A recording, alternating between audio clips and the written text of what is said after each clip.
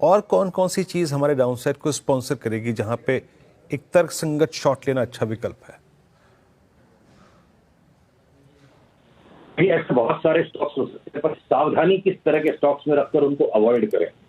अगर Bajaj auto for example मान लीजिए यहाँ से बाकी मार्केट के साथ अगर 10% घट भी जाता है, तो हो सकता है साल के अंत तक बजाज ऑटो 70-80% ऊपर बढ़ जाए। तो ये कैसे पता कि 10% घटेगा, 6% में इसका बॉटम नहीं बन जाएगा।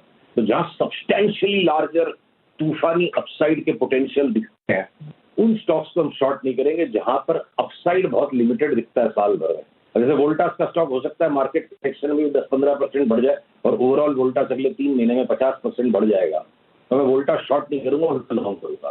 तो आपने जो बोला है कि कौन से स्टॉक्स निफ्टी के साथ ज्यादा घट जाएंगे, तो फोकस देखिए, एक एक सप्ताह में एक एक करके जब आते जाएगा, पूरा भविष्य में आज जान लूं, मैं ब्रह्मा जी बनने की कोशिश कर लूं, वीरेंद्र मैं इतना काबिल कभी बनने की कोशिश नहीं करूंगा।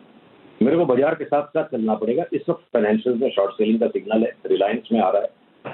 आपके सवाल का मोटा मोटा आंसर देने की कोशिश करूं तो हमारे यहाँ पे जो परहेज की लिस्ट है, no short selling in IT stocks, no short selling in public sector banks, no short selling in FMCG stocks.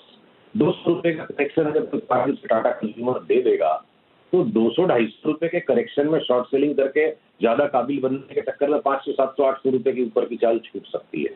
तो FMCG, IT were late movers, अभी फियर ट्रेड है। अगर तो एफएमसीजी में घूम फिर के पैसा आते रहेगा, तो इन इन चीजों को हम शॉर्ट नहीं करेंगे। बाकी टाइम टू टाइम एक एक करके सभी का नंबर आ जाएगा, कभी महिंद्रा एंड महिंद्रा का नंबर आ जाएगा, कभी मारुति का नंबर आ जाएगा, टाइम टू टाइम आएगा। इस वक्त आज जो हम इस वक्त बात कर रहे हैं, जो कि बड़े लगातार कॉन्ट्रेरियन व्यू लेते जा रहे थे कि बड़ा कोलैप्स आएगा, वो शुरू हो गया। देखते देखते 10% निकल गया, पता भी नहीं चला 5-6 दिन में। आईसीआईसीआई बैंक अगला है जिसके लुढ़कने की चार्ट तैयार है। एचडीएफसी बैंक में भी हो सकता है बड़ी सजा मिल जाए इन्वेस्टर्स को। तो अभी इस वीक फाइनेंशियल को बेचिए, रिलायंस को बेचिए, फिर देखेंगे नेक्स्ट वीक में मेटल्स का नंबर आ जाता है क्या, फिर देखेंगे कि ऑटो का नंबर आ जाता है क्या। पर जो परहेज की लिस्ट है वो छोटी है। No short selling in FMCG, IT and public sector banks.